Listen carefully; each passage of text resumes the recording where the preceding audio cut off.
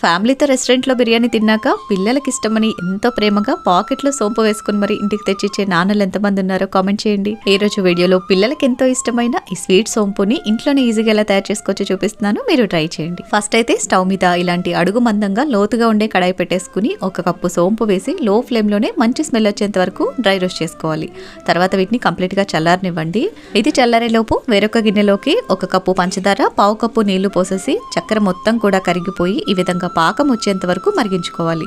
ఇలా పాకం వచ్చిన తర్వాత మళ్ళీ స్టవ్ ఆన్ చేసేసుకుని సోంపు పెట్టేసి ఒక్కొక్క గంట చొప్పున ఈ పాకం వేసుకుంటూ విస్కర్ తోటి ఈ విధంగా కంటిన్యూగా కలుపుతూ ఉండాలి. స్టవ్ లో ఫ్లేమ్లోనే ఉండాలి. పాకం మొత్తం కూడా సోంపు పీల్చేసుకుని ఇలా డ్రైగా అయిపోయిన తర్వాత మళ్ళీ కొంచెం పాకం వేసుకుంటూ ఇలా కలుపుకుంటూ ఉండాలి. మనం ప్రిపేర్ చేసుకున్న పాకం మొత్తం అయిపోయేంత వరకు కూడా ఈ ప్రాసెస్ రిపీట్ చేయాలి. అదంతా అయిపోయేసరికి సోంపు మీద ఈ విధంగా వైట్ లేయర్ లాగా ఫామ్ అవుతుంది.